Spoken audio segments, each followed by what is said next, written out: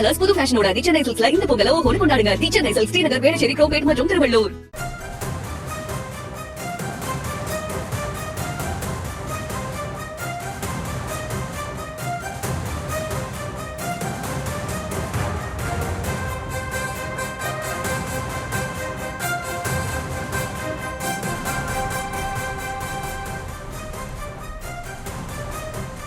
மயிலாடுதுறை மாவட்டம் சீர்காழி நகர் பகுதியில் மழை நீர் சூழ்ந்துள்ளதால் சாலைகளை வெள்ளம் சூழ்ந்து காணப்படுகிறது. அது தொடர்பான அண்மை செய்திகளை பார்த்து வருகிறோம். சீர்காழி சட்டமன்ற உறுப்பினர் அலுவலகத்தையும் வெள்ளம் சூழ்ந்து இருக்கக்கூடிய அந்த காட்சிகளையும் பார்த்து வருகிறோம். மேலும் விவரங்களை கொடுப்பதற்காக செய்தியாளர் உமாரமணன் இணைப்பில் இருக்கிறார். அவரிடம் பேசலாம். வணக்கம் உமாரமணன், விவரங்கள். வணக்கம் அம்ருத்.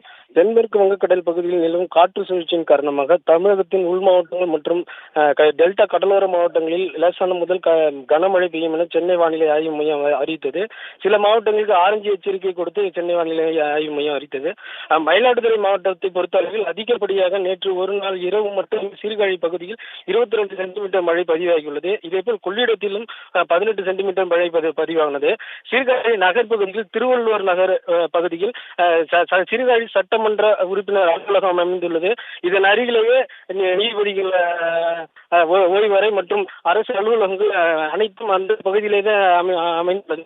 இந்த திருவள்ளூர் நகர் பகுதியில் நுழைவு வாயிலேயே இந்த அதிக கனமழையின் காரணமாக முழுவதுமாக மழைநீர் சூழ்ந்துள்ளது. அருகிலுள்ள கடைகளில் மழைநீர் சூழ்ந்துள்ளது. இந்த பகுதியை கடந்துதான் அதிகப்படியான நகர் பகுதியை அமைந்துள்ளது. அதனால் இந்த பகுதியில் நடந்து செல்லும் மக்கள் முழங்கால் அளவுக்கு தண்ணீர் நடந்து செல்வதை நம்மால் பார்க்கிறோம். மேலும் இருசக்கர வாகனங்களில் செல்பவர்கள் அந்த மழைநீரில் நீந்திய இந்த பக்கம் வந்து கொண்டிருக்கின்றனர். இதை அறிந்த நகராட்சி ஊழியர்கள் மழைநீரை அப்புறப்படுத்தும் பணியில் ஈடுபட்டு வருகின்றனர். அம்ருத், செய்திகளை உடனுக்குடனும் துல்லியமாகவும் தெரிந்து கொள்ள சப்ஸ்கிரைப் பண்ணுங்க.